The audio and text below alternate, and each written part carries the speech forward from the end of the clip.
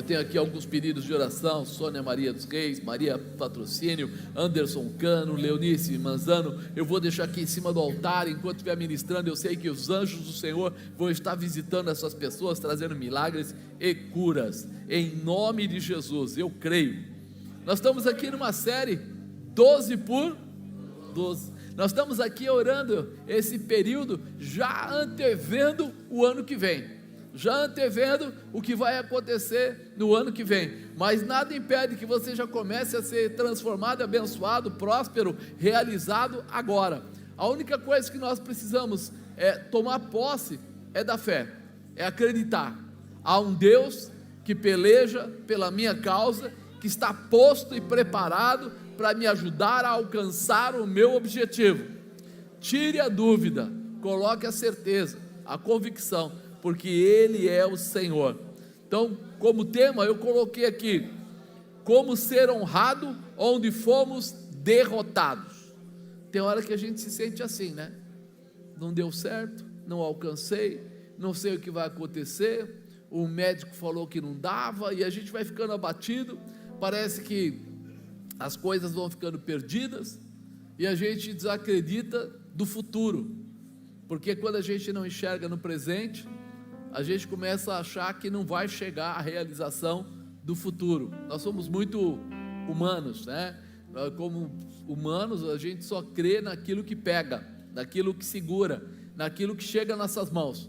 Por isso, uma das maiores dificuldades é a gente enxergar que há possibilidade de as coisas estarem quebradas, caídas, às vezes até já passar o tempo, mas Deus trazer de volta e começar tudo de novo, e não começar pior, começar melhor, mudar a história. Isso é importante para que a gente entenda a manifestação do Senhor. Deixa eu colocar uma palavra aqui para a gente ter continuidade. Lucas capítulo 5, uma palavra super conhecida. E aconteceu que, apertando a multidão para ouvir a palavra de Deus, estava ele junto ao lago de Genezaré. Viu estar 2 barcos junto à praia do lago, e os pescadores, havendo descido deles, estavam lavando as redes. Entrando num dos barcos, que era de Simão, pediu-lhe que o afastasse um pouco da terra, e assentando-se ensinava do barco a multidão. E quando acabou de falar, disse a Simão: faze-te ao mar alto e lançai as vossas redes para pescar. Respondendo Simão, disse-lhe: mestre, havendo trabalhado toda a noite, nada apanhamos, mas porque mandas, lançarei a rede. Fazendo assim, colheram uma grande quantidade de peixe, que se rompia a rede. A gente olha para ele e vê alguém que teve dificuldades, né? Para clarear mais, eu peguei 3 versões diferentes aqui do versículo 5, né?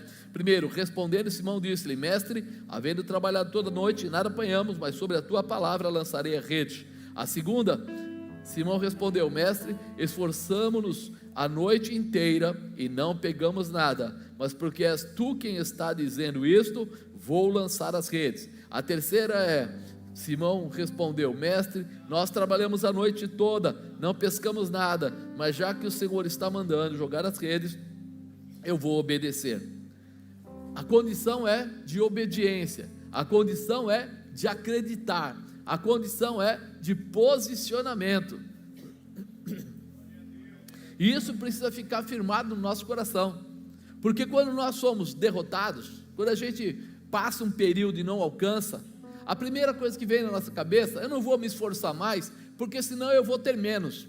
Eu vou me esforçar mais, eu vou me desanimar, eu vou me desgastar, às vezes eu vou gastar recurso, às vezes eu vou desacreditar do que vai acontecer. Então eu já nem vou, para não ter mais esse tipo de situação, ou de tristeza, ou de angústia, ou de perda. Só que não é isso que o Senhor diz aqui.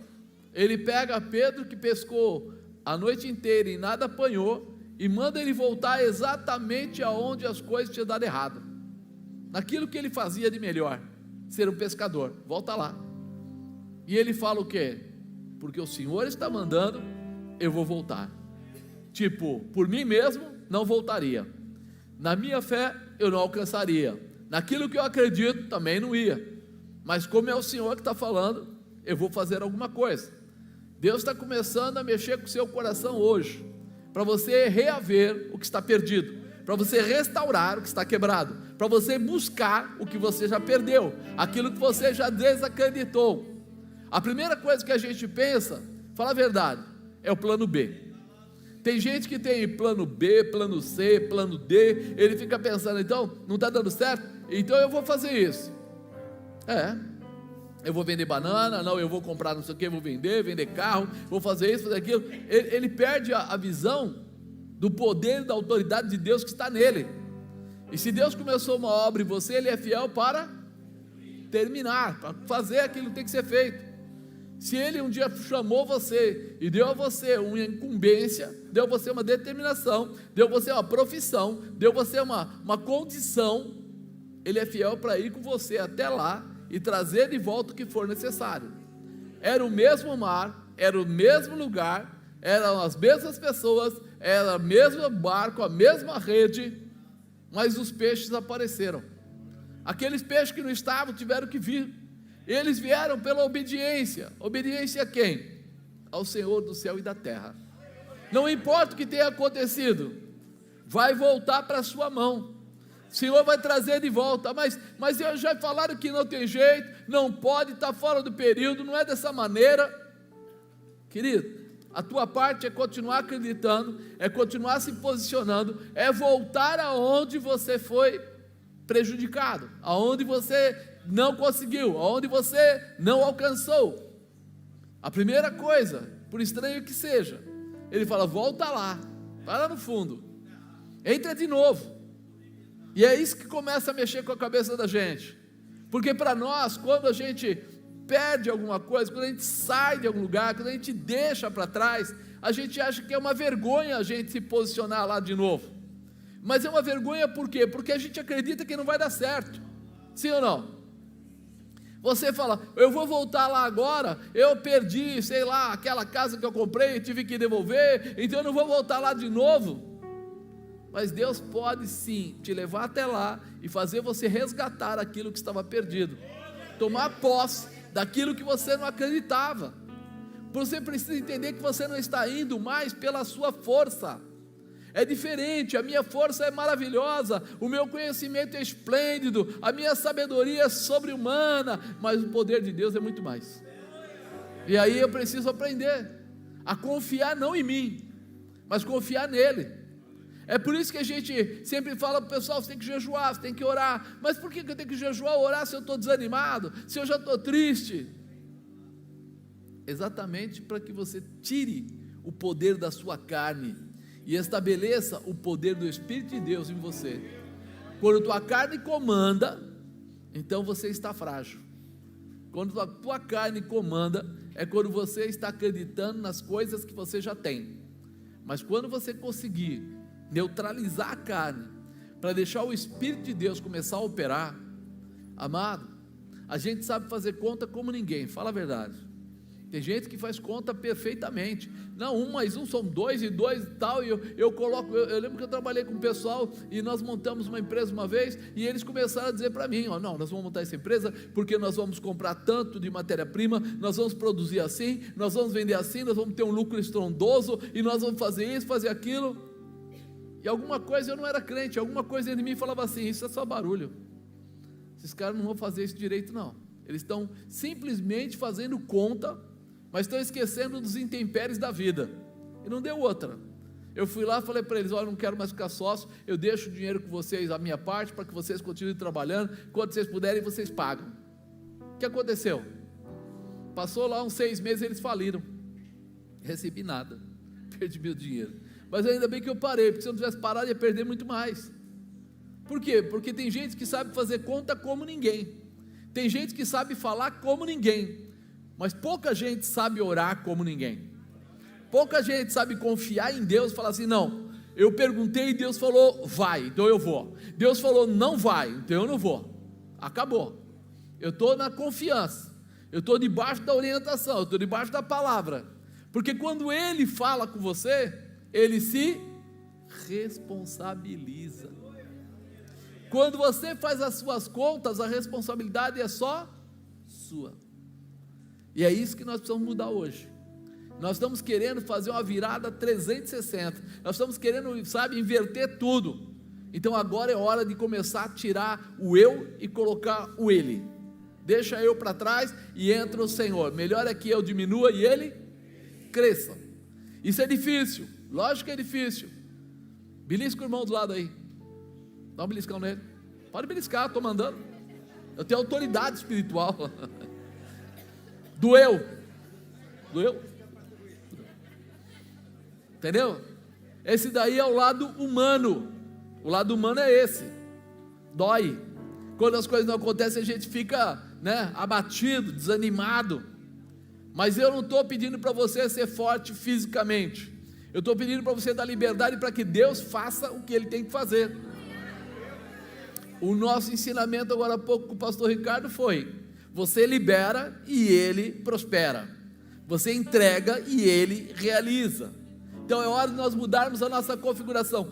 Não é fácil nos dias de hoje, porque o mundo lá fora está tão apodrecido que ele fica jogando na cara da gente o tempo todo, falando coisas, tentando mostrar que o errado é certo, que a mentira que vale, que quem rouba ganha mais, então tem horas que a cabeça da gente fica querendo, ralar nessa situação, desacreditar. Poxa vida, o fulano é amigo do fulano, por isso ele cresce, eu não cresço. Aquele cara ganhou por causa... Não, para com isso. O mesmo Deus que começou em Gênesis ainda é o Senhor nos dias de hoje. Então o que está faltando? Meu posicionamento, não o dele. Ele ainda é o mesmo, ele não mudou, mas ele quer saber: você está preparado para se levantar em guerra, sair na oração e determinar? Está preparado para, de repente, mesmo cansado, chegar uma noite, sentar lá no seu quarto, no chão, na mesa, na cadeira, de ponta cabeça, e ficar a noite inteira falando com Ele?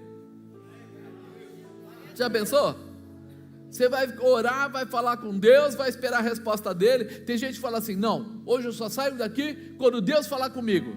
15 minutos depois ele já falou? Ah não, mas já passou tanto tempo. Se ele não falou agora, é porque ele não quer falar. Buscai-me-eis e me achareis, quando me buscares de todo o vosso coração. Então não adianta eu falar uma coisa e fazer outra. Entra lá no seu quartinho, encosta a porta, fica lá, lê Bíblia, canta música, pega as músicas do prostrado, canta, pega ainda a harpa, canta, lê Bíblia de novo, vai entrando, vai se aprofundando, até um ponto, que a tua carne não comanda mais, e o teu espírito vai começar a ter uma dimensão. Sabe quando você percebe? Quando daqui a pouco você começa a ficar com o cabelo arrepiado, você começa a sentir calor, você começa a sentir que tem uma presença junto com você, você começa a orar, e eu já vi isso acontecer até em casa com a bispa, e ela fala lá: olha, Jesus, que eu queria mesmo que o Senhor sentasse aqui do lado e falasse comigo. Aí ela chora, ela fala, ela chora, quando a gente olha para o sofá abaixa. E aí, irmão, corre ou não corre? Ela olha para mim assim, olha para o lugar, olha para mim, olha para o lugar, tipo: você não chamou? Segura a onda. Essa é a verdade. Nós estamos querendo o mover de Deus, mas nós estamos tão fora que temos medo do mover de Deus. Temos medo. Você está na sua casa, de repente está lá orando, ouve um barulho, você fala: é o fantasma. Sim ou não? Melhor dormir. Essa hora o negócio não está legal. Aonde Deus está, o mal tem que sair. Não tem diabo que possa entrar quando Deus está operando. Se o Senhor começou a falar com você, meu irmão, só você pode cortar a conversa, porque Ele não para.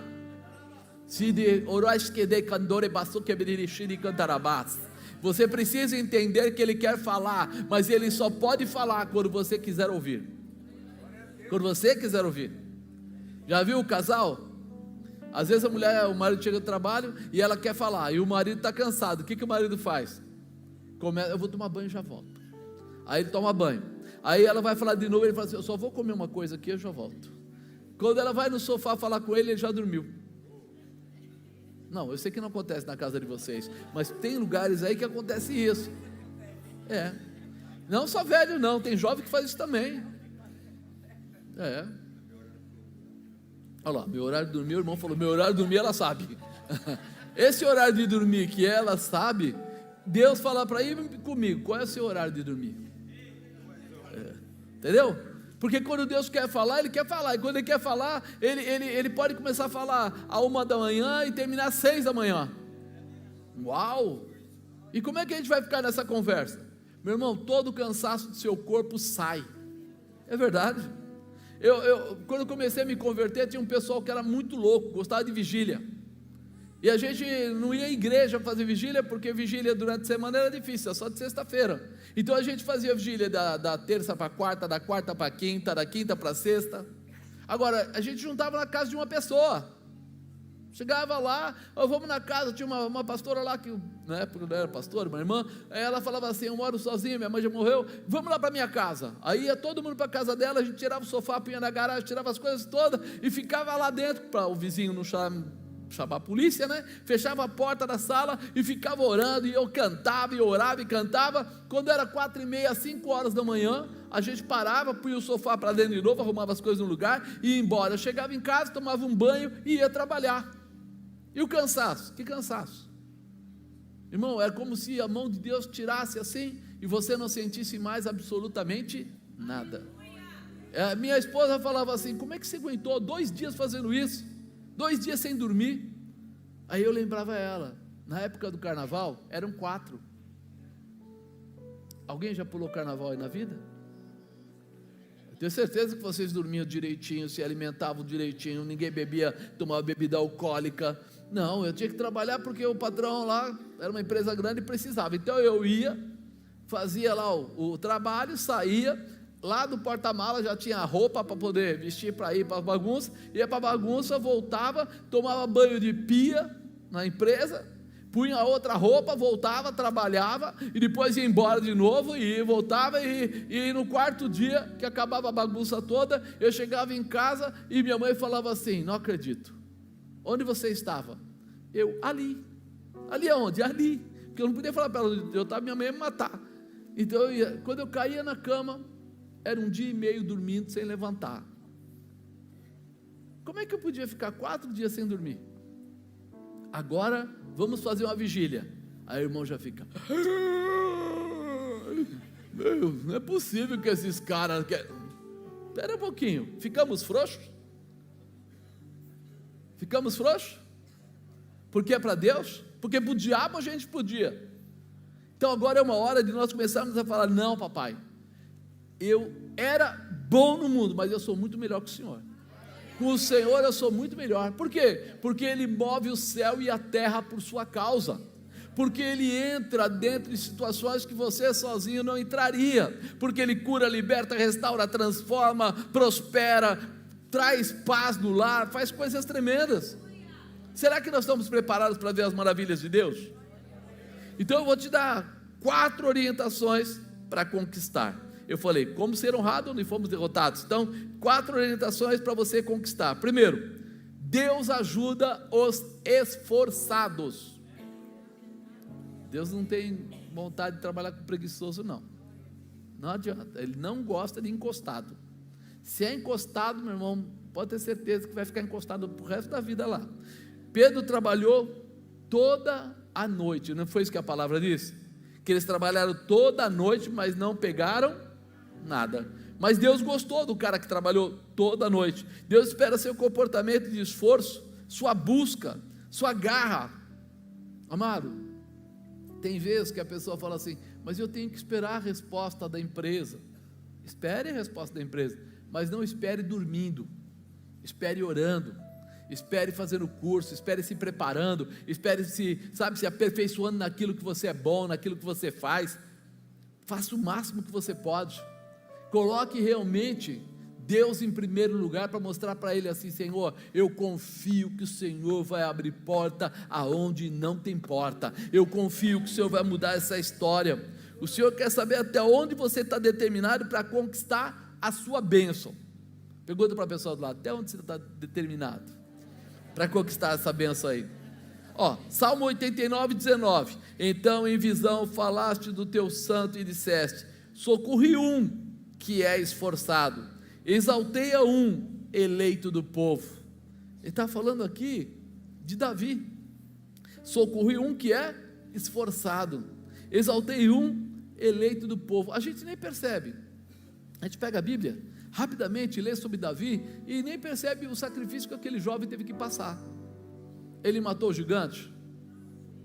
Então já acabou, né? Depois que matou o gigante, já devia ir para o livro dos recordes, né? Que ninguém matava gigante, matou gigante. Ele já, de repente, ele já estava no caminho para casar com a filha do rei. Já, que mais esse homem tinha que fazer?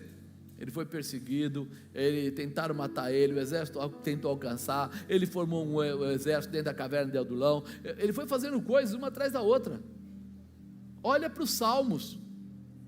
A maior parte ali dos Salmos foi escrito por Davi.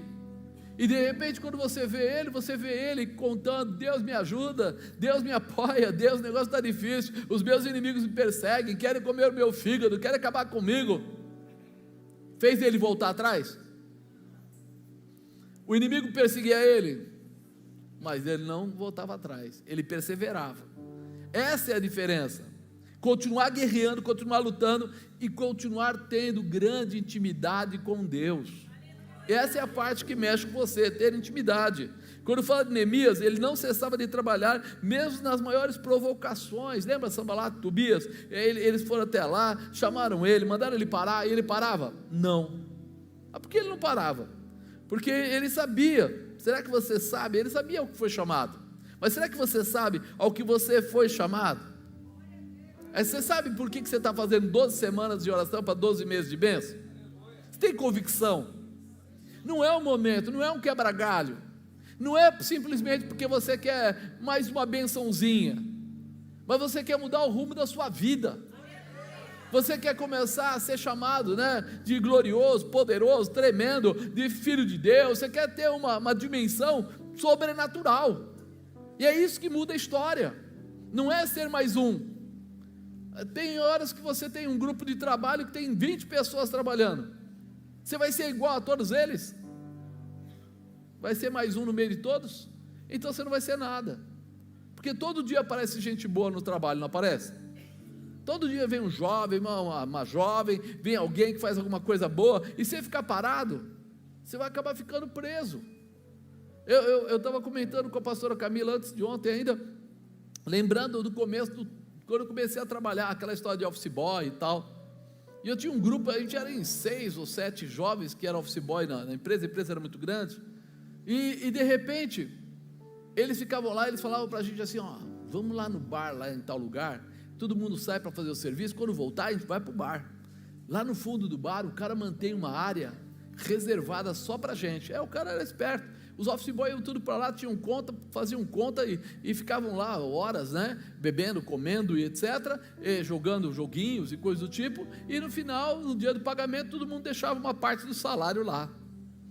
Eu não podia perder o meu dinheirinho, porque eu tinha muito pouco para perder, então eu já ficava com medo. Mas além disso, eu comecei a observar: ninguém volta para a empresa, e tem aí um cara, o arquivista, que ele precisa de ajuda, e eu comecei a abrir um espaço para ir lá ajudar o camarada.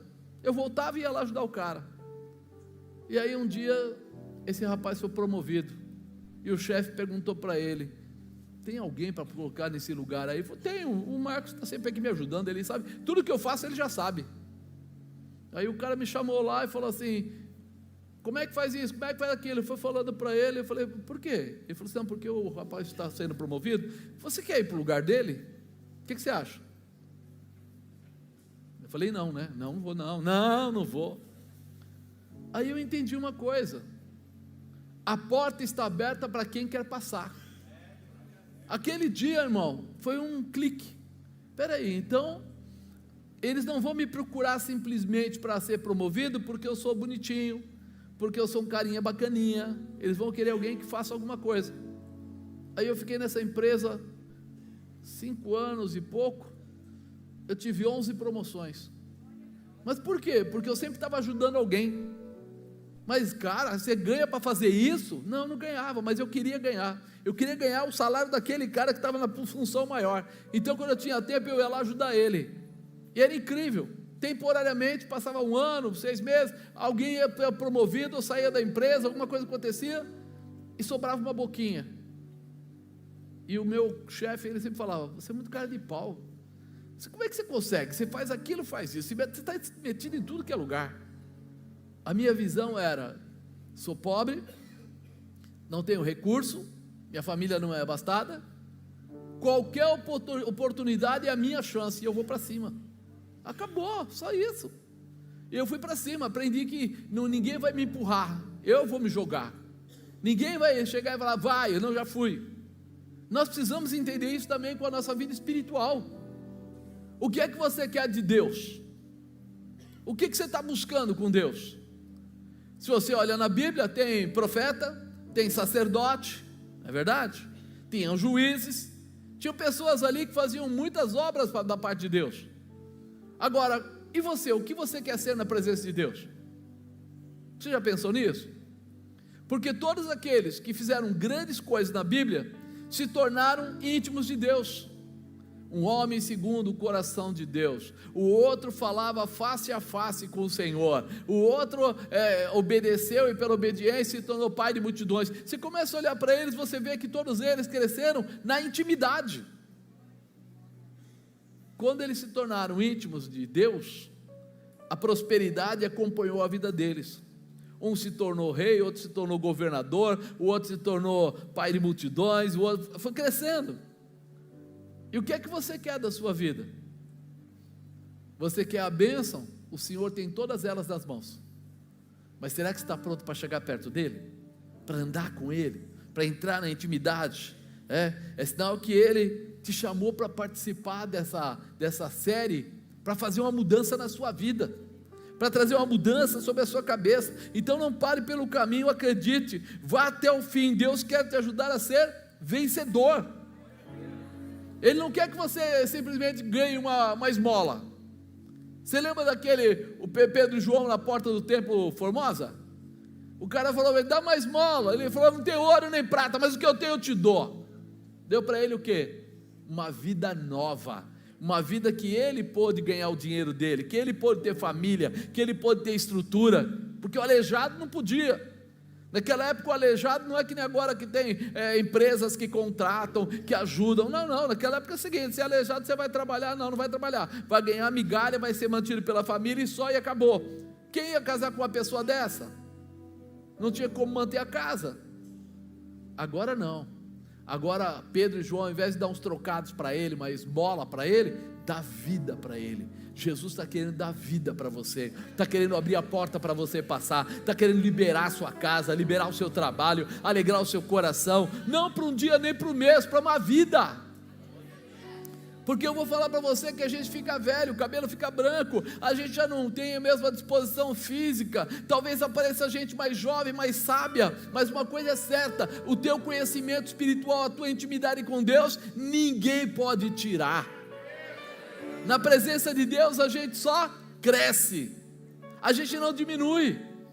Se você entender isso, você pode ter certeza, com força, sem força, velho, pequeno, gordo, magro, cabeludo, careca, não importa. A tua intimidade traz realização, poder e coisas novas. Segundo, a dificuldade não impedirá a vitória. Diga aí, a dificuldade não impedirá a vitória. Eu não sei se vocês estão sentindo, eu estou sentindo que o Espírito Santo está mexendo com pessoas aqui dentro. Eu estou ficando meio agitado dentro de mim. Por quê? Porque eu sinto que o Espírito Santo está vasculhando, andando de cadeira em cadeira, passando por pessoas nesse lugar e dizendo assim: ei, eu te chamei, apenas se levante e corra, apenas se levante e vá, faça a sua parte, porque a nossa parte já está sendo feita no céu. Você precisa se liberar. Os tempos de derrota não devem impedir a sua determinação. Alguma coisa der errado e você desacredita, você acha assim: então não tem saída. Ao contrário, Deus quer te dar coisas novas, quer te dar coisas maiores, quer melhorar o seu perfil, quer acrescentar condição na sua vida e você não percebe. Pedro disse: não pescamos nada, não encontramos o que estávamos procurando, fomos derrotados. Será? Ele foi derrotado? Na cabeça dele, ele tinha sido derrotado, até chegar em Jesus. Quando chegou em Jesus, o Senhor manteve ele do lado, eu ouso dizer que Jesus nem precisava daquele barco, mas ele usou o barco. Mas para quê? Porque enquanto Jesus estava ali no barco de Pedro, falando, ministrando às pessoas, Pedro estava do lado de fora lavando a rede. Então ele se obrigou a ouvir. Quando alguém está dentro do seu carro, ouvindo um som, fazendo uma coisa, você sai de perto, você fica lá para ver o que está acontecendo. Pedro estava lá vendo o que estava acontecendo. Enquanto ele estava vendo o que estava acontecendo, ele estava sendo ministrado, tratado, preparado, estabelecido para acreditar no que Deus tinha preparado para a vida dele. Enquanto você está aqui, talvez você diga assim: mas não está acontecendo nada, mas eu volto para casa e nada aconteceu. Deus está ministrando a sua vida para que você possa voltar e lá no fundo pescar o que você não pescou, alcançar o que você não alcançou, prosperar de maneira qual você nunca prosperou. Diz que ele pegou tantos peixes que quase a rede se rompeu. Não era uma pesca normal, porque o pescador limita, quando ele percebe que chega num certo nível, ele para não estragar a rede. Mas aqui o que Deus queria mostrar através dessa manifestação era poder de quantidade, melhor, nunca igual, algo diferente, algo que acrescenta, algo que realiza, algo que traz você a uma condição de você dizer: nunca vi nada igual. Diga: eu nunca vi nada igual. Assim vai ser a sua vida, assim vai ser a prosperidade que Deus vai te acrescentar, assim vai ser a realização que Deus preparou para a tua casa, para a tua família, para aquilo que está colocado nas tuas mãos. Marcos 10:49, Jesus parando disse que o chamaram o cego dizendo: tem bom ânimo, levanta-te, que ele te chama.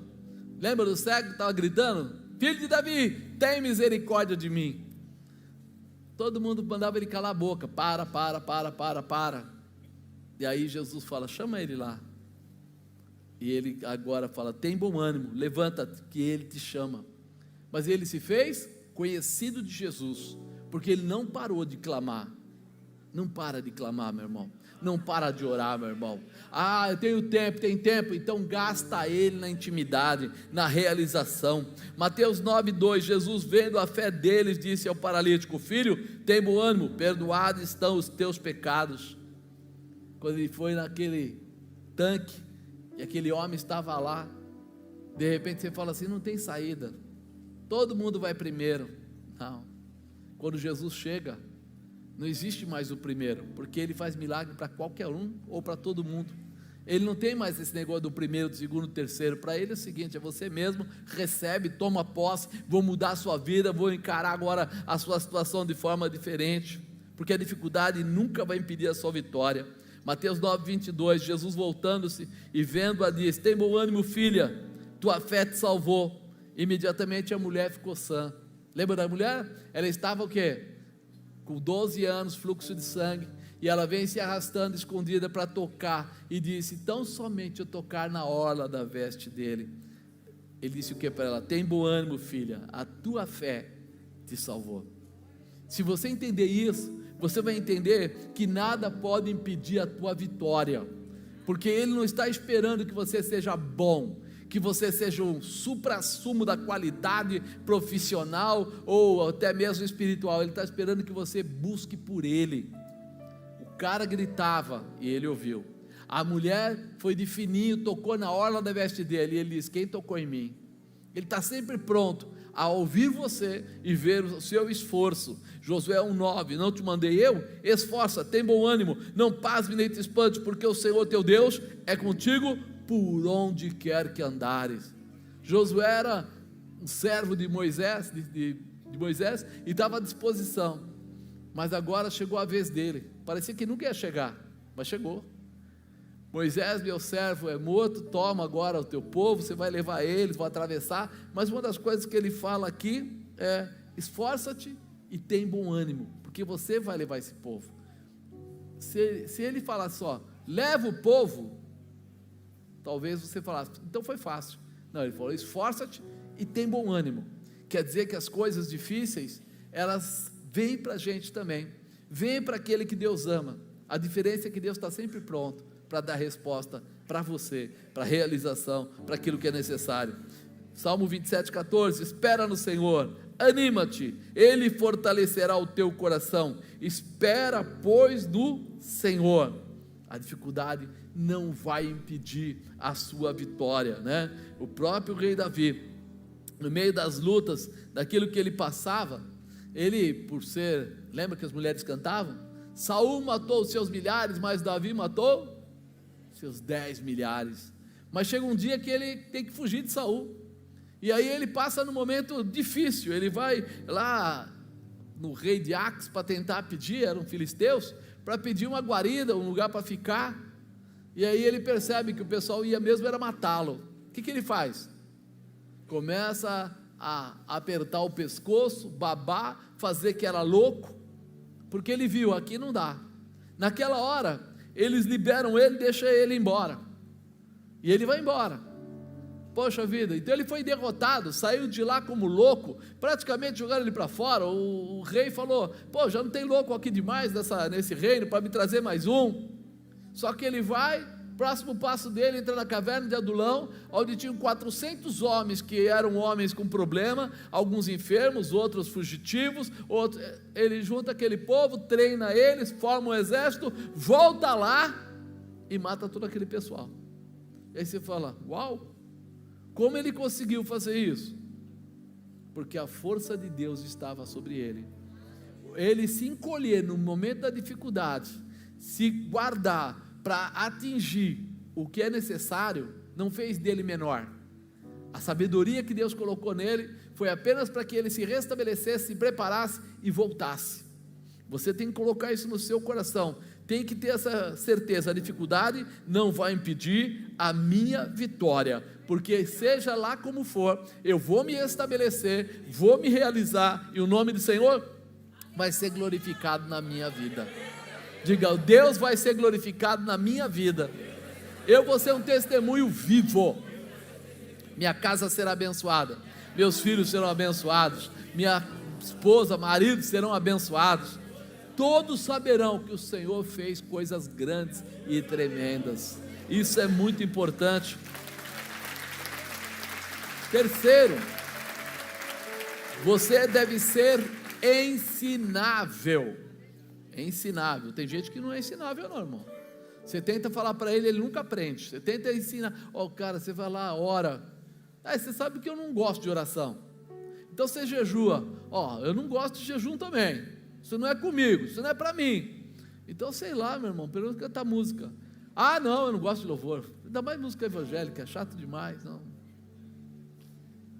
Você está dando para ele todo o esquema para ele vencer, e ele está olhando para você achando assim: esse cara quer colocar um cabresto em mim, quer me dominar. Você está dando para ele o que? O preparo para a realização, e ele está pensando: isso tira a minha paz e tira a minha condição de ficar feliz. Quantas vezes eu vi pessoas que dormem até tarde, mas não conseguem ter tempo para orar. Leu a Bíblia? Eu sou sincero, eu não consigo ler a Bíblia, é muito difícil. Aí você fala: compra aquela Bíblia de criança, que conta a história, né, da Arca de Noé. Amado, se você não começar a ler, você nunca vai ler.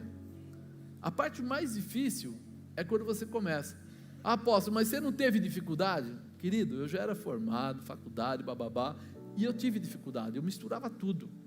Esaú, Saul, Joaquim.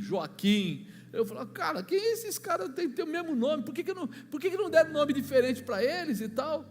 Aí um dia eu descobri que tinha uma coleção que se comprava de filmes, que eram filmes, não eram, hoje eu sei que não eram completos, eram filmes básicos, mas eu comecei a assistir aquela série de filmes, uns 15 filmes diferentes, comprei tudo em DVD, fui assistindo.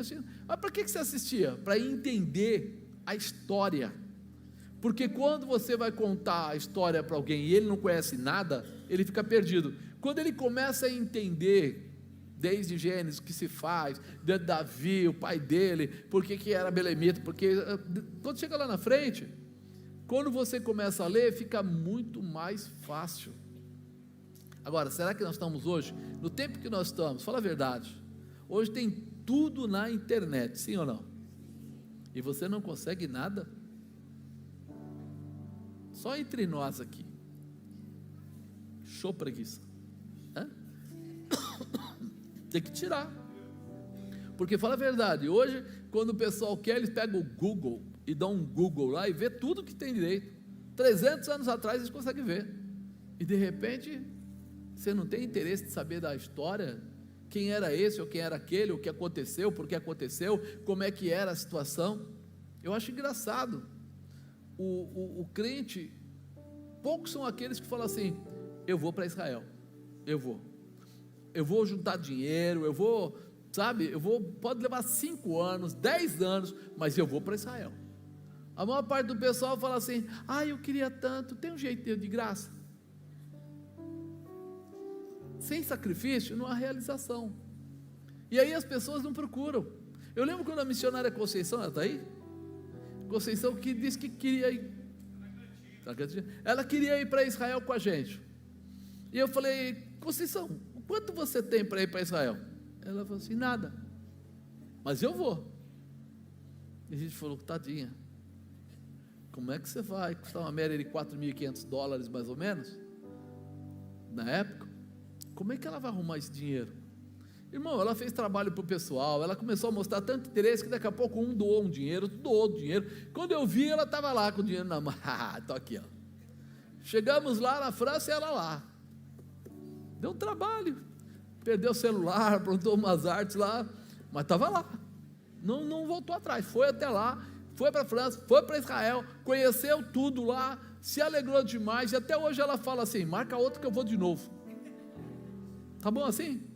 Aí você começa a falar com o pessoal, mas se eu tivesse dinheiro, querido, eu contei aqui, a primeira latada que eu levei foi de uma senhora, que a primeira vez que eu fui para Israel, e chega lá, tem um grupo lá do lado, e aí uma senhora humilde, tudo, e aí ela falou para mim assim: quantas vezes você já veio para cá? Eu falei: a primeira vez. Ela falou: é?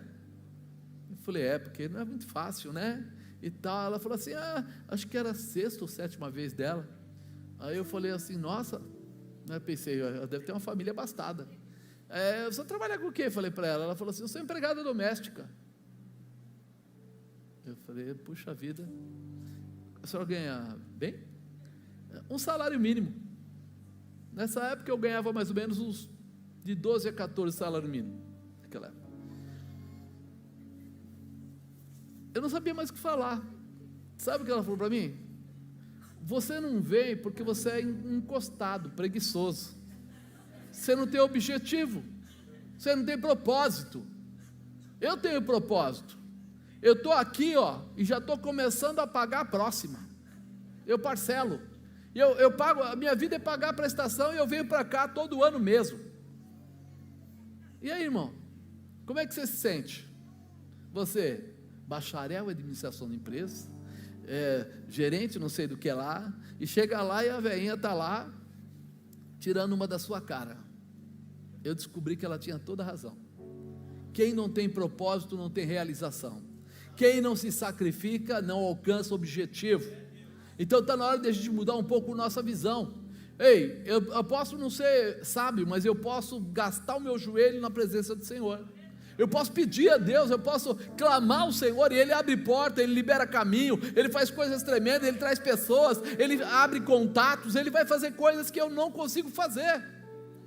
Isso precisa arder no nosso coração. Você precisa ser ensinável, você precisa estar atento à voz do Senhor, atento às orientações do Senhor, pronto a receber tudo que venha de Deus. Noé foi um bom exemplo disso. O mundo estava sofrendo perversão, opressão, mentira, engano, prostituição, roubos. Noé continuava íntegro com sua família aos pés do Senhor, no meio de um povo podre, de um povo perdido, e Noé continuava certinho no meio lá, não mudou o seu posicionamento. E Deus disse para Noé que construísse a arca. Noé nunca havia construído a arca, mas conseguiu, nunca tinha feito. Mas Deus, quando Ele começa a te pedir algo, Ele te orienta, Ele não te deixa só. Ele não fala assim: vai lá e se vira, problema seu. Não, se Ele te direcionar para alguma coisa, Ele vai te dar capacitação para isso, né? Com o Senhor nós podemos aprender qualquer coisa, diga com Deus, eu posso aprender qualquer coisa, não importa o que seja. Os apóstolos, lógico, menos Judas, né? Aprenderam, guardavam os ensinamentos de Jesus Cristo no seu coração, por isso conseguiram trazer grande transformação nos lugares que eles passavam. Você imaginou Pedrão? Pedro era um cara com pouca cultura, ou seja, ele era um cara muito braçal, explosivo, mas ele ficou 3 anos com Jesus. E aí ele diz: sobre esta pedra edificarei a minha igreja. Chamou ele de pedra, é verdade, mas diz que ele era uma estrutura, e nós precisamos entender isso, que a tua capacidade não precisa ser grande, a tua afinidade financeira não precisa ser grande, você não precisa ser o melhor de nada, você precisa estar disponível para ouvir a orientação de Deus e tomar as atitudes cabíveis para grandes realizações. Se você fizer isso, com certeza Ele vai trazer a você o que for necessário, né? Os ensinamentos de Jesus trouxe primeiro a transformação aos apóstolos, todos eles foram transformados. Pedro de pescador a apóstolo, Mateus de cobrador de impostos a apóstolo, Lucas de médico a discípulo de Jesus e tantos outros. Eles foram recebendo o que? Sabedoria, graça. Como? Intimidade. Se você, eu sempre falo que a pessoa que ganha alma, ele se condói quando aquela alma se perde. Tem gente que chega e fala assim: cadê aquele irmão que estava na igreja? Ah, ele sumiu, foi embora, acho que desapareceu. Ah, tá. Mas se foi você que foi lá e evangelizou, acompanhou, ficou perto, teve lá os dias de oração na casa da pessoa, e isso acontece, você fica abatido. Não, sabe o José? Sei, foi embora, cara. Alguém falou não sei o que para ele, ele ficou magoado, foi embora. Aí fica abatido. Por quê? Porque ele é um gerador, é um pai, uma mãe, gera vida. Quando a gente começa a andar com Jesus, há uma mudança tão gostosa dentro do nosso coração, a gente começa a aprender coisas com ele, começa a desejar compartilhar. Já ouviram falar que crente novo, ele fala pra caramba? Sim ou não? Todo lugar que ele chega, ele prega. Ele chega lá: deixa eu contar meu testemunho, eu estava indo e assim, aí ele chega perto de outro, ele já está contando, aí o pessoal fala assim: nossa, como esse cara é chato. É ou não é? Mas ele não é chato, ele está derramando o que ele está recebendo, ele é uma fonte inesgotável. Lembra que a palavra diz: rios de água viva fluirão de dentro de nós? Ele está assim, ele está um rio, ele não para, ele quer ver mais, e ele, quanto mais ele testemunha, mais gente se converte, e mais ele quer testemunhar ainda.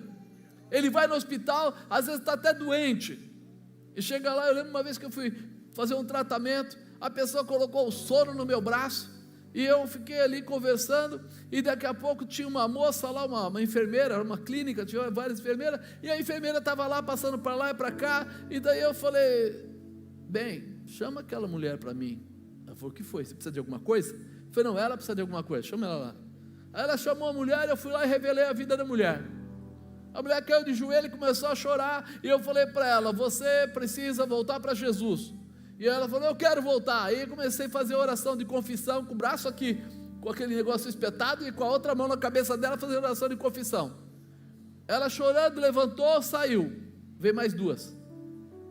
Entraram mais 2 e falaram: o senhor pode orar por nós? Eu falei: eu posso, mas o que adianta eu orar se você tem uma vida toda atrapalhada, você tem um namorado, dorme com ele, faz isso, faz isso. Conclusão: depois de algum tempo estava o médico lá. O médico falou: eu vim ver o que está acontecendo. Eu falei: o negócio é o seguinte, Jesus é o Senhor, tal. Ele falou: você quer que tire o negócio do braço? Eu falei: não precisa, esse braço não está fazendo falta nenhuma. Orei. Daquele dia em diante, o que o médico fez? A partir de hoje, o senhor não paga mais nada aqui na clínica. Era um médico particular, naquela época era R$800 a consulta, achei ótimo. O senhor não paga mais nada aqui, quero que o senhor passe aqui uma vez por semana, a gente ora junto e tal. Converteu o irmão dele, que era drogado, se converteu, foi lá, acabou se convertendo. Amado, o que você acha que eu sentia quando eu ia para lá? Vontade de tomar remédio? Eu ia doidinho, porque eu falava assim: eu vou pegar mais um hoje. Eu já ia com a rede, como diz, prontinho. Aí você fala assim, aquilo anima você, você começa a sentir a presença, o poder, a manifestação, você quer mais. Aí daqui a pouco você até esquece que você estava lá, porque você foi lá porque você tinha um problema para resolver físico. Você até esquece que talvez você precisasse fazer outras coisas, porque aquilo mexe com o teu coração. E isso é o que nós precisamos, gerar, começar a ser ensinável. Aqueles 12 apóstolos foram ensináveis? Teve um que não foi muito não, mas 11 foram, e por causa daqueles 11, depois foram 70 enviados de 2 em 2, depois foram 500, depois logo foi 3.000 que se converteram, depois logo foi 5.000 que se converteram, mas tudo começou com quantos? 12. Você imagina o que Deus quer colocar nas tuas mãos? Você imagina o que Ele pode fazer através de você, com outras pessoas, e como ele vai se agradar se de repente você for a pessoa que vai transformar vidas. Ele fala, vou colocar ele naquele lugar lá, porque lá ele faz. Não, vou colocar ele nesse outro lugar, vai começar a dar a você o quê? Realização, poder, vitória. Ser ensinável é estar livre para ouvir o que Deus tem para você. Livre, não é ser bonzinho. Às vezes a gente pensa, não, eu sou bonzinho, não é ser bonzinho, é estar pronto para entender o que Ele tem para te dar. Pedro não era bonzinho, Pedro era agitadaço, mas ele se tornou, como? Aprendendo, recebendo, sendo transformado. Quarto e último, acreditar na palavra do Senhor. Sobre a tua palavra lançarei a rede, vou fazer conforme estás falando, vou te obedecer. Olha o que Isaías declara no capítulo 1, no versículo 19: se forem humildes e me obedecerem, vocês comerão das coisas boas que a terra produz. Se forem humildes e me obedecerem, vocês comerão das coisas boas que a terra produz. Mas, no 20 ele fala, mas se forem rebeldes, desobedientes, serão mortos na guerra. Eu, o Senhor, falei. Deus tinha papa na língua? Ele falava de bênção, como ele falava de morte, não tem problema nenhum. Ninguém nunca vai dizer assim, mas o Senhor podia ter falado. Não, ele falava, está aqui, ó, se forem humildes e me obedecerem, vocês comerão das coisas boas que a terra produz. Mas se forem rebeldes, desobedientes, serão mortos na guerra. Eu, o Senhor, falei. Quando somos fiéis, acreditando na palavra do Senhor, Ele sempre nos honra na presença dos nossos opositores. Você não está lá, mas Ele está. Você está longe, não conhece, não sabe o que as pessoas pensam, mas Ele está cuidando para você daquilo. Por isso que nós temos que ter intimidade com Ele, porque se você tiver intimidade com Ele, você vai conseguir abrir espaço para que alguém lá comece a pensar em você, antes de você se apresentar para Ele. Antes. Eu às vezes vou nos lugares e ainda tenho uma mania de homem de vendas, né? E eu fui comer outro dia com uma pessoa, a pessoa falou, porque eu precisava vender tal produto, não sei o que tal. Eu falei, mas tem um fulano da igreja que mexe com isso, faz assim, assim, assim. Aí ele falou assim, mas será que ele gostaria? Eu falei, depende, o que você vai oferecer para ele? Não, eu tenho aqui uma representação grande, posso fazer isso, posso fazer aquilo. Eu falei, se isso que você está falando é verdade, com certeza ele pode querer, mas se for mentira ele não vai querer. Não, eu brinco com a palavra. Aí eu vim aqui e falei com a pessoa, eu falei, está aqui, liga lá, faz o que tem que fazer. Ele já ligou, já conversou, já teve a primeira reunião e coisa do tipo. Eles dois estavam longe um do outro. Deus usou o terceiro, que não tem nada a ver, não ganha comissão, não é vendedor, não tem nada a ver. Assim Deus vai fazer com a tua vida. Ele vai enviar alguém que vai falar por você, Ele vai enviar alguém que vai te apresentar, Ele vai enviar alguém que você não conhece de perto, mas que vai comprar a tua briga e vai entregar a realização nas tuas mãos, porque Ele é Deus, e como Deus, Ele pode todas as coisas. Nós precisamos estar livres para isso. Quando somos fiéis, acreditando na palavra do Senhor, Ele sempre nos honra na presença dos nossos opositores. Diga, Ele me honra, porque Ele me conhece. E você conhece Ele? Como é bom a gente conhecer a Deus, como é bom a gente, sabe, irmãos, eu aprendi uma coisa desde o princípio da minha conversão, da dona Bispa. A gente começou a orar juntos, a gente orava juntos, só que a gente tinha vergonha um do outro, a gente não conseguia orar olhando, porque eu era católico, e cada um orava no seu canto, cada um fica na sua, mano. Entendeu? Vai lá no seu canto e ora, e o outro vai lá no seu canto e ora. O que você fala, o outro não tem que saber. Então essa ideia ficava muito fixa na minha cabeça. E aí um dia, um pastor falou para a gente: vocês têm que aprender a um orar e o outro confirmar. Um ora e o outro confirma, depois o outro ora e o outro confirma. Eu falei: legal, mas como é que vai ser isso? Aí eu falei: eu não consigo ficar olhando para ela e falar. Eu acho que são particularidades. Eu estou com problema na empresa, vou ficar falando na frente dela. Eu tenho dificuldades aí, às vezes, que eu gostaria de mudar, mas como é que eu vou falar? E aí nós ficamos assim, quase jogo contra, sabe? A cama no meio, ela ajoelhada de um lado de lá da cama, eu ajoelhado do lado de cada cama, e aí nós apagamos a luz para ninguém ver ninguém. É engraçado, né? O casal consegue dormir junto, né? Aquela coisa toda, mas não consegue orar junto. Não é um negócio absurdo? Ele é safado tudo, mas não orar não dá. Aí eu falei: bom, então apagou a luz. Falei assim: então você começa orando, e quando você parar eu continuo. Breu, ninguém enxergava nada. E aí foi pá, aquele jogo contra, ping pong. Vai um hora, outro hora, um hora, outro hora, outro hora. Primeiro dia terminou 0-0. Tipo, falamos muito, não entendemos nada, mas todo mundo ficou feliz que nós oramos juntos. Depois de um tempo, meu irmão, a gente ajoelhou, começa lá a orar, e de repente Deus me toma e começa a profetizar na vida dela, e falar coisas para ela, e ela começou a chorar de soluço, e aí eu fui acender a luz para ver se estava tudo bem, né? E aí nós começamos a orar com a luz acesa, um pelo outro, aquela coisa toda. Dali em diante a gente entendeu: eu não preciso buscar um profeta, há uma profetisa e um profeta dentro de casa. O Senhor chama o marido de sacerdote do lar. Então peraí, já tem um homem lá dentro que tem uma responsabilidade grande da parte de Deus, de intimidade para realizar. Está com vergonha? Apaga a luz, tranca tudo, bota a venda nos olhos se precisar, mas começa. Por quê? Porque você vai começar a sentir essa manifestação, você vai sentir que a palavra de Deus transforma.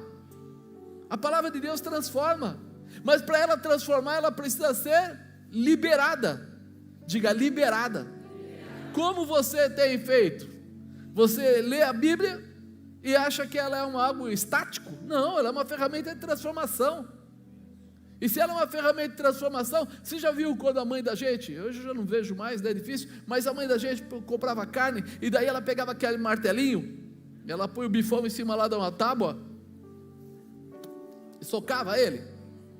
Você lembra disso? O bife amolecia sem levar uma surra? Pois é, você também não. Por isso a palavra tem que chegar em você, tem que entrar em você, tem que moldar você, tem que mudar você, tem que estabelecer você, para que você saia dessa dureza e entre nessa dimensão sobrenatural. Há algo que Deus precisa fazer para mudar você, algo que Deus precisa fazer para preparar você para ser agora maleável dentro da sua palavra, através da sua palavra, em coisas tremendas. Você consegue entender o que é isso? Você imagina, está aquele homem, cobrador de impostos, Levi, que depois a gente chama ele de Mateus, né? E ele está lá, e Jesus passa por lá, e olha para ele, e fala para ele: bora, bora. E ele levanta, larga o ganha-pão dele, que não era pouco, funcionário do governo. Já pensou nisso? Ele larga e vai embora. Aí você fala assim: como acontece isso? Porque provavelmente ele já estava passando algumas dificuldades, provavelmente dentro dele já estava tendo alguma coisa acontecendo, e ele já estava precisando de algo novo.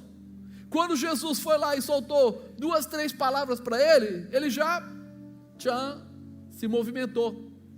Nós muitas vezes não percebemos que é no meio da dificuldade que Deus vai começar a operar, é no meio da martelada que a carne fica mole. É na hora da dificuldade que Deus está falando assim, ó, não espera não, não amolece não, não se encolhe não, vem para cima que eu estou contigo, vem, vamos na luta. Eu acabei de falar, Davi entrou na caverna de Adulão, tinham 400 homens que eram perdidos, mas quando ele sai de lá, pouco tempo depois, ele sai com 400 soldados. Será que eram excelentes? Provavelmente não. Provavelmente eles tinham dificuldade, mas Davi não tinha um exército, ele precisava treinar uma pessoa, um grupo, para ser seu exército, e acha que pronto, acabou. Deus deu a ele a matéria-prima, deu a ele a carne dura, agora quem teve que bater o martelinho foi ele. Ele teve que tratar, teve que lutar, teve que orientar, e aquele povo talvez não acreditasse muito em Davi, até que eles foram contra os filisteus e venceram. E quando eles venceram os filisteus e voltaram, eles eram 400 quando foram, quando voltaram eram 600, 200 homens de lá voltaram com ele. Por quê? Porque acreditaram naquilo que Deus fazia com a vida de Davi. Você hoje talvez se ache pequeno, talvez você hoje ache que as coisas não estão dando certo, não vai acontecer. Ei, Deus está olhando para você, entra na peleja que você vai voltar próspero, cheio de realização, com bênçãos de Deus preparadas para você. Mas Ele está esperando você se preparar para essa vida. Davi foi passando, foi apanhando, foi crescendo, foi lutando, foi vindo, até chegar esse momento, que ele começa a ter um exército, que ele começa a ter um trabalho junto com pessoas que são fiéis a ele, os valentes de Davi. É isso que muda. Você forma pessoas que vão ouvindo a palavra, vão vendo a manifestação do poder de Deus, e aí você começa a ter um exército. Amados, hoje vocês olham na igreja e vem aí vários pastores, vem evangelistas, mas quando a igreja começou, a igrejinha lá atrás, só tinha um pastor, se chama Marcos, só tinha um pastor, não tinha nem diácono. Nós formamos os diáconos, alguns deram certo, outros não deram certo, e nós fomos andando. E hoje quando o pessoal olha para a igreja e vê esse tamanho, igreja grande, igreja passou por muitas coisas, mas a palavra de Deus foi tomando o coração daqueles que ficavam perto, foram vendo, é verdade, acontece, a cura, a libertação, a restauração, a transformação, a prosperidade, e as pessoas foram crescendo nessa dimensão, não por obrigação, mas por prazer. Os que ficaram, foi por prazer, porque viram que Deus estava operando, e que Deus não para de operar, e que Deus sempre traz coisas novas. Quando a gente entende isso, a gente fala, puxa vida, Deus é maravilhoso. Êxodo 17, depois toda a congregação dos filhos de Israel partiu do deserto de Sim pelas suas jornadas, segundo o mandamento do Senhor, acamparam em Refidim, e não havia ali água para o povo beber. Então contendeu o povo com Moisés e disse, dá-nos água para beber. Moisés lhes disse, por que contendeis comigo? Por que tentais o Senhor? Tendo pois ali o povo sede de água, o povo murmurou contra Moisés e disse, por que nos fizeste subir do Egito para nos matares de sede a nós, aos nossos filhos, ao nosso gado? E clamou Moisés ao Senhor dizendo, que farei este povo? Daqui a pouco me apedrejarão. Então disse o Senhor a Moisés, passa diante do povo, toma contigo alguns dos anciãos de Israel, e toma na tua mão a tua vara, com que feriste o rio, e vai. Eis que estarei ali diante de ti sobre a rocha, em Horebe, e tu ferirás a rocha, e dela sairão águas, e o povo beberá. Moisés fez assim, diante dos olhos dos anciãos de Israel, e chamou o nome daquele lugar, Massá. O impossível, Deus falou para ele, eu trouxe você, eu te dou a vitória. Quando a gente olha para isso, a gente começa a confiar, peraí, Deus me trouxe aqui, trouxe, mas tinha água ali? Não. Mas tinha nascente? Não. Tinha rocha, mas Deus falou, calma, vai até lá, que eu vou estar sobre a rocha, você toca nela e vai sair água. O teu impossível é impossível para você, mas para Deus não é impossível, Para Deus a água saiu da rocha, o maná caiu do céu, a roupa cresceu no corpo. E é isso que Ele está querendo dizer para você. Quando você entender isso, você não vai ficar mais retido. Você vai começar a acreditar. Não importa o tempo, não importa a hora, Deus vai manifestar. A pergunta é: Senhor, aonde o Senhor quer chegar? Aonde o Senhor quer ir? Porque aonde o Senhor for, eu estou contigo. Eu estou contigo.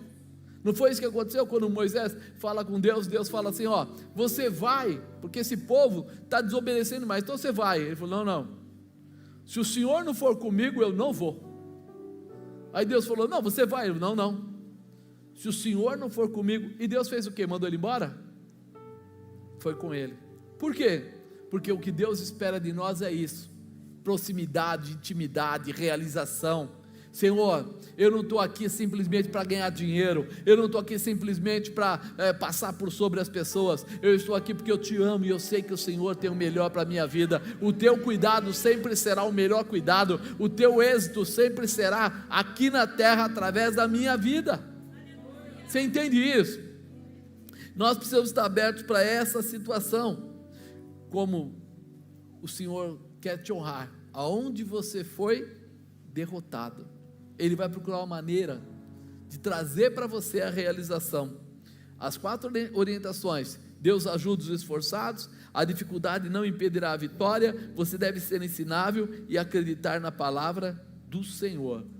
E qual é o resultado que isso traz? Vamos pegar só o versículo 6 e 7. Fazendo assim, colher uma grande quantidade de peixe, rompia-se-lhe a rede. Fizeram sinal aos companheiros que estavam no outro barco, para que fossem ajudar, e foram e encheram ambos os barcos, de maneira tal, que quase iam a pique. Eles foram, não tinham pescado nada, ouviram a voz de Deus, obedeceram, voltaram lá, onde tinham sido envergonhados, e agora pescam tanto, que precisam da ajuda do outro barco, porque senão o barco ia a pique. O que você está querendo de Deus? O Senhor está querendo te honrar, aonde você foi derrotado, aonde você acha que não foi, que não aconteceu, que não vai acontecer, esquece, coloca Deus em primeiro lugar. Nós temos tempo para tantas coisas, abre um espaço para Deus. É engraçado, eu ouço as pessoas falando: vou para a academia, ou vamos fazer um curso, ou vamos fazer alguma coisa, eles colocam lá: não, o horário de eu estar lá é 7 da manhã, não, o horário de eu estar lá é 7 da tarde, não, o horário de eu estar lá é da meio-dia a 1, ou das 2 às 3, ele tem horário. E quando você fala de Deus, as pessoas têm horário?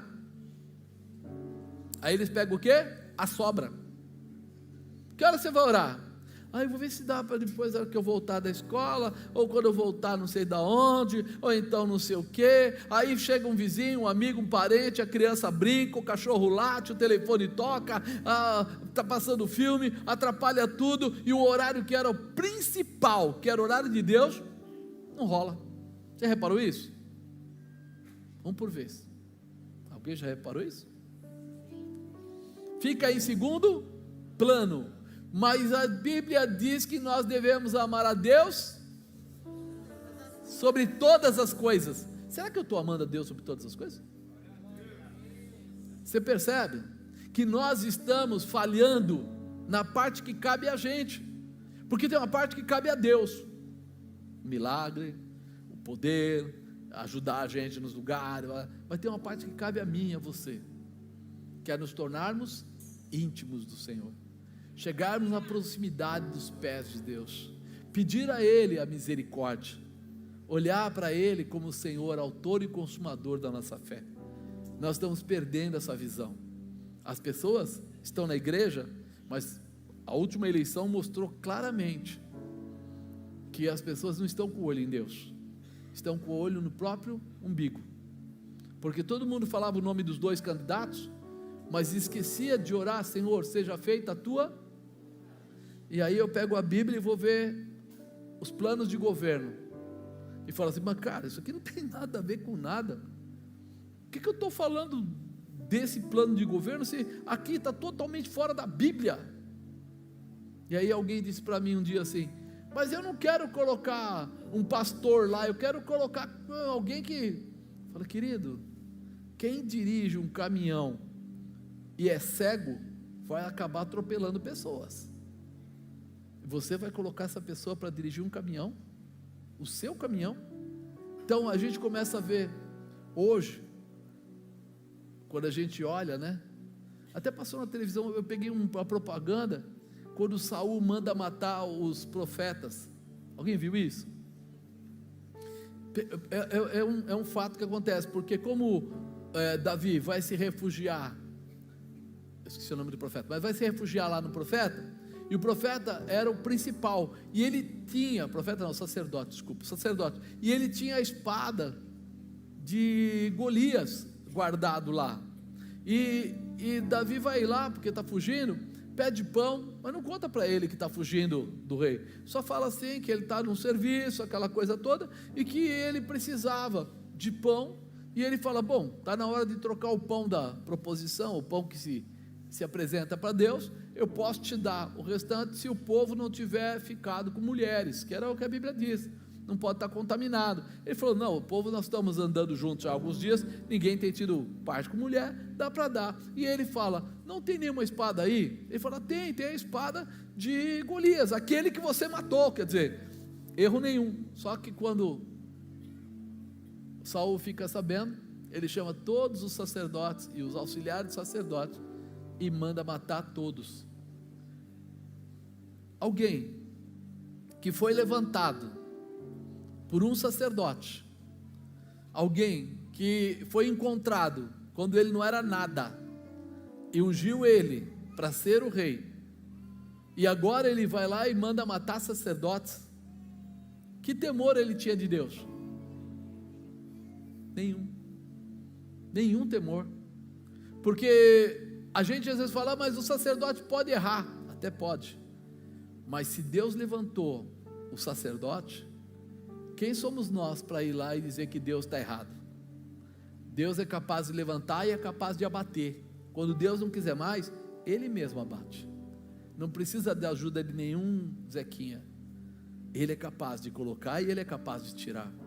E quando a gente vê isso, a gente vê que anos depois, nós começamos a ver coisas semelhantes na vida da gente, as pessoas valorizando muito mais os seus desejos pessoais do que a presença de Deus, o poder de Deus, a misericórdia de Deus, o amor de Deus. Isso precisa mudar no coração da gente. Por quê? Porque se nós não honrarmos a Deus, nós não vamos honrar os seus princípios também, com certeza. A gente não vai honrar o ensinamento dele. E aí quando eu disse para você aqui, acreditar na sua palavra, ser ensinável, né? Alguém que precisa estar ligado no Senhor, é o tempo que Deus preparou para nós. Não simplesmente pensar em Deus que enriquece. Enriquecer é natural, Ele é o dono do ouro da prata, Ele enriquece mesmo. Ah, cura, Ele criou o homem, Ele conhece o homem perfeitamente, Ele cura. Ah, trazer paz no lar, é verdade, Ele é o Deus que traz paz no lar. Agora eu preciso entender até onde eu quero estar com Ele, eu quero estar com Deus, até onde Deus é importante na minha vida. Importante que eu digo não é só ter uma Bíblia embaixo do sovaco, não. Importante é ter Ele aqui dentro, e os princípios dele cravados em mim, abrindo mão das coisas que me distanciam dele, e buscando aquelas que me colocam na proximidade, da intimidade, porque milagres, maravilhas, realizações, e tudo que você imagina, Ele tem prontinho para dar para você. Mas primeiro eu preciso lembrar, quem é esse Deus da minha vida?